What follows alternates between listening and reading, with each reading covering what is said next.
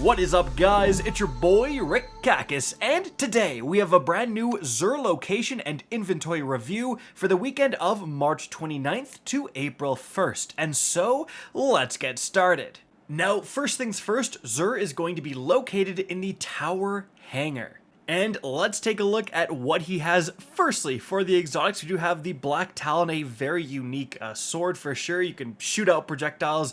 This thing was pretty dominant in Gambit and even like Crucible stuff for a little bit there. Then we do have the Aeon Swift for the Hunter.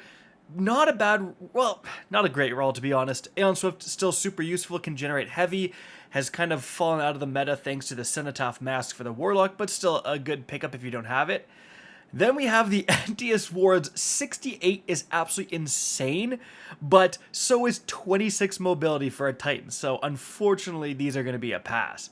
Then we have Controverse Hold is a great exotic overall. Like, I love making those Controverse Void Grenadier builds, but my goodness, again, with the 20 mobility, that's absolutely wild. Like, if you want to make the fastest Warlocks and Titans out there, I guess pick up these exotics. Now, moving on from there, let's get into the weapons here. We have the False Promises with actually like a relatively, I mean, this is a pretty saucy roll here. Like, we do have, I mean, you could even go with full bore if you really want max range. It does kind of kill your stability though, but you have a stability masterwork to offset that somewhat. We have high caliber rounds for the flinch and dynamic sway reduction, which is great with auto rifles, and then swashbuckler to boost the damage a little bit. This could be, like, the thing is, like, high impact frames are really not the best right now, but like, honestly, if they ever do get buffed, like, this could be actually a pretty decent roll.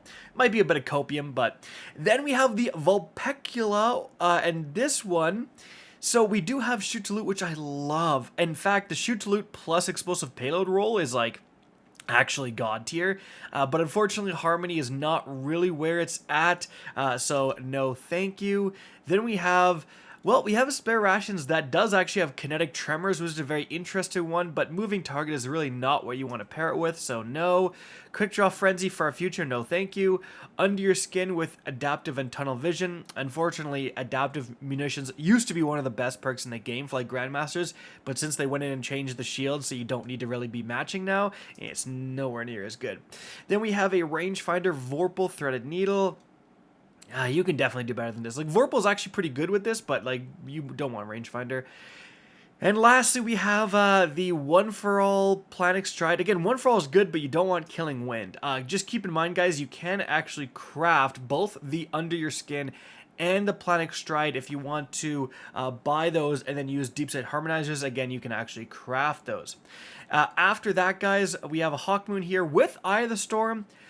Pretty underrated, but some people absolutely swear by this. Very good on console, very good dueling perk. Full bore, like, yeah, that's going to improve the range for sure, but a lot of people don't really like the massive decrease to your stability now. It's okay. It's okay. Nothing insane. Alright, let's check the armor. First of all, let's check the rarity of the simulator set on Light.gg. So, this set was actually originally added in Season 1, Vanilla Destiny 2, however, it's been re-added quite a few times at this point, therefore it's one of the most common armor sets with 45% of Guardians having access to this very helmet. Now, let's take a look at the actual rolls here. 65 with a bunch of strength. I mean, if you're going for a melee build, this could be worth picking up, otherwise no thank you. 64 with, now this is a lot better, big resilience spike to coincide with the big strength spike. So if you're going for a melee build, obviously you want on a Titan max resilience as well. So this is a pretty darn good pickup. And we know stuff like the Strand Titan, like god tier for melee. So yeah, could be worth picking up for sure. Pretty good chest piece there. Whoa, 66 with a massive discipline spike. It's also got, I mean, 10 mobility. That's 10 too much mobility, frankly. But we also have resilience recovery, and again, big discipline spike. Honestly, a pretty decent piece if you want your grenades. And then we have 62 with the recovery, resilience, and strength. Again, like, you could pick up these legs and this chest piece and kind of already, and frankly the arms if you really want, and already be most of your way towards a melee build. But let's go and check the Warlock. All right, for the Warlock, let's see these gloves, gauntlets, 64, way too much mobility. Can't wait for the Hunter to have 0 mobility.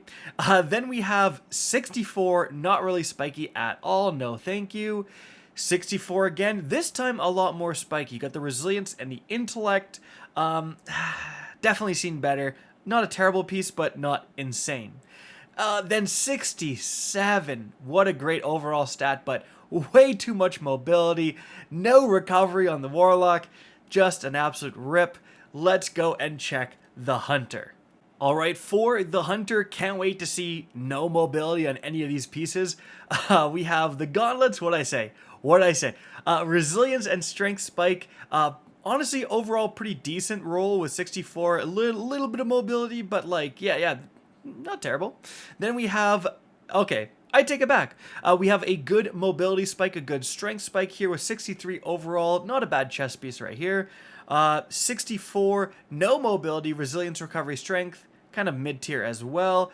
And then, whoa, 66, massive strength spike. And then also a very good resilience spike. Would be great on the Titan, you know what I'm saying? But this is overall a pretty good pickup if you do want strength, if you are making some kind of melee build for your Hunter, because especially if you're playing PvE, you do want very high resilience. I mean, that's damage resistance, so that's a really good stat to have as well here, guys. So not bad boots. So overall, kind of a mid-weekend, but there were some decent armor pieces, and funny enough, every single good armor piece had a massive strength spike. So if you're trying to put together a melee build, this is the weekend for you guys. Anyways, that's it for the video. Hope you enjoyed and found this informative. If you did, please remember to help me out by simply rating and especially sharing this video. If you guys want to see more Destiny 2 content similar to this, don't be afraid to slap that subscribe button. If you want to get in touch with me and keep up to date with the latest channel activity, the best way is to follow me on Twitter at RickCacus. That is linked in the description down below. Again, I hope you enjoyed the video, and as always, have a good day.